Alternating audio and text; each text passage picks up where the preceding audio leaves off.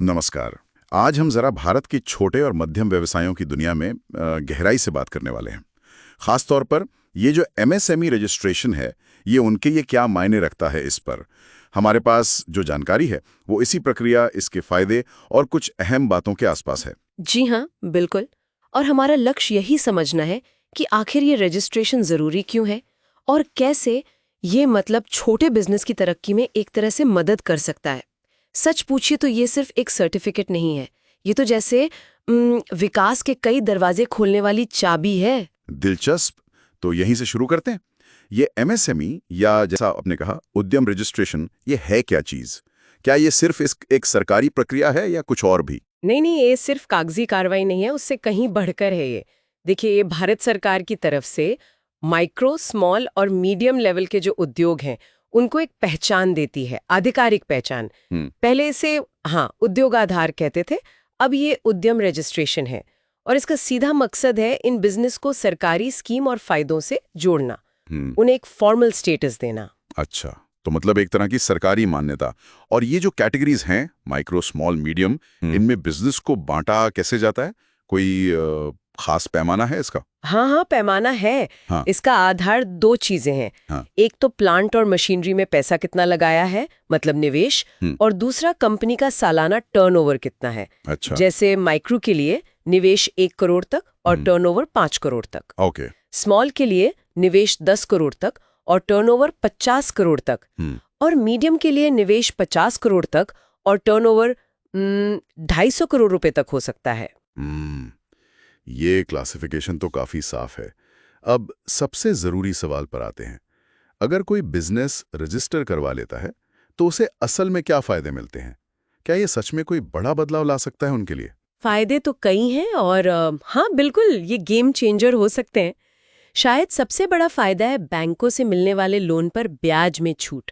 सोचिए, interest rate कम होना एक छोटे बिजनेस के लिए कितनी बड़ी बात है। हाँ, वो तो है। और इसके अलावा कई सरकारी योजनाएं हैं, जैसे क्रेडिट गारंटी स्कीम, उसमें बिना गारंटी के लोन मिल सकता है। इस रजिस्ट्रेशन से उन तक पहुंचना वो आसान हो जाता है। और टैक्स वगैरह में भी कुछ राहत मिलती है? कुछ सुना इस बारे में? हाँ, कुछ टैक्स बेनिफिट्स भी हैं, जैसे जीएसटी में या दूसरे टैक्स में कुछ रियायतें मिल सकती हैं। और एक और बहुत जरूरी बात, अक्सर छोटे बिजनेस को बड़ी कंपनियों से पेमेंट टाइम पर लेने में दिक्कत आती है ना? हाँ, ये तो बहुत कॉमन प्रॉब्लम है। तो ये रजिस्ट्रेशन इसमें भी मदद करता है। सरकार ने इसके लिए कुछ नियम बनाए हैं ताकि पेमेंट अटके नहीं। वाह, ये तो सच में बड़े काम की बातें हैं। तो फिर ये रजिस्ट्रेशन करवाने का तरीका क्या है? क्या ये बहुत मुश्किल है? बहुत चक्कर काटने पड़ते हैं? देखिए, पहले शायद थोड़ी जटिलता रही होगी, लेकिन अब सरकार ने इसे काफी सिंपल कर दिया है। पूरी प्रक्रिया ऑनलाइन है। एक सरकारी पोर्टल है, udyamregistration.gov.in। कोई भी उद्यमी वहां जाकर खुद ही रजिस्टर कर सकता है। अच्छा। हाँ, बस अपने बिजनेस की डिटेल्स जैसे नाम, पता, बैंक अकाउंट वगैरह ये सब भरना होता है। फिर वेरिफिकेशन होता है और रजिस्ट्रेशन सर्टिफिकेट मिल जाता है। यानी घर बैठे या ऑफिस से ही काम हो सकता है। और अगर किसी को मान लीजिए प्रोसेस समझना है या कोई मदद चाहिए हो तो? हाँ, जानकारी के हिसाब से टेलीकॉलर सहायता जैसी सर्विसेज भी हैं, वो प्रोसेस में हेल्प कर सकती हैं। मुख्य बात यह है कि सरकार की कोशिश यही है कि इसे ज्यादा से ज्यादा आसान बनाया जाए। ये अच्छी बात है। अच्छा, कौन कौन इसके लिए अप्लाई कर सकता है? मतलब किस तरह के बिजनेस या लोग? लगभग हर तरह के छोटे और मीडियम बिजनेस एलिजिबल हैं, बस वो निवेश और टर्नओवर की लिमिट में आते हों।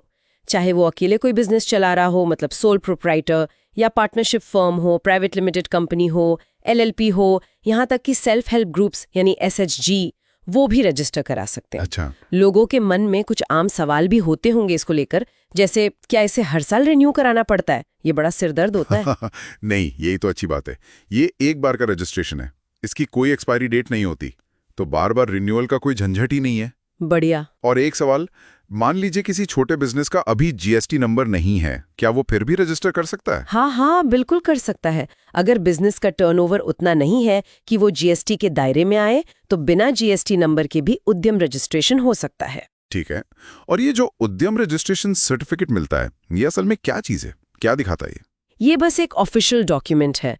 ये साबित करता है कि आपका बिजनेस सरकार की परिभाषा के हिसाब से माइक्रो, स्मॉल या मीडियम एंटरप्राइज की कैटेगरी में आता है और आप इससे जुड़े फायदों के हकदार हैं। एक तरह से आपकी पहचान है ये। समझ गया। इसमें कौन कौन सी इंडस्ट्रीज आ सकती हैं? क्या सिर्फ मैन्युफैक्चरिंग वाले ही या सर्विस वाले भी? नहीं, दायरा बहुत बड़ा है। मैन्युफैक्चरिंग तो है ही, पर साथ में सर्विस सेक्टर वाले बिजनेसेस, ट्रेडिंग करने वाले, हैंडीक्राफ्ट्स बनाने वाले, आईटी सर्विसेज देने वाले, मतलब कई तरह के छोटे बड़े उद्योग इसमें शामिल हो सकते हैं। तो कुल मिलाकर अगर हम देखें तो ये एमएसएमई पंजीकरण वाकई भारत के छोटे और मंझोले व्यवसायों के लिए एक बहुत महत्वपूर्ण कदम लगता है। ये उन्हें सिर्फ सरकारी योजनाओं से नहीं जोड़ता, बल्कि मार्केट में उनकी पहचान और कह सकते हैं क्रेडिबिलिटी भी बढ़ाता है। बिल्कुल सही कहा आपने। ये उन्हें मेन स्ट्रीम इकोनॉमी में लाने और एक ऑर्गेनाइज्ड तरीके से ग्रो करने में मदद करता है। ये उनके लिए एक तरह का सेफ्टी नेट भी है और आगे बढ़ने का जरिया भी, दोनों ही है। हाँ, इस पूरी बातचीत के बाद एक सवाल मेरे मन में आ रहा है और शायद हम इसे अपने सुनने वालों के लिए छोड़ सकते हैं सोचने को। ये देखते हुए कि एमएसएमई पंजीकरण में इतने विविध उद्योग शामिल हैं, प्रोडक्शन से लेकर सर्विस, आईटी तक, अगर देश भर में ज्यादा बिजनेस इसे अपनाते हैं तो हमारी पूरी अर्थव्यवस्था पर लंबे समय में इसका क्या असर पड़ सकता है? सोचिएगा जरूर इस बारे में।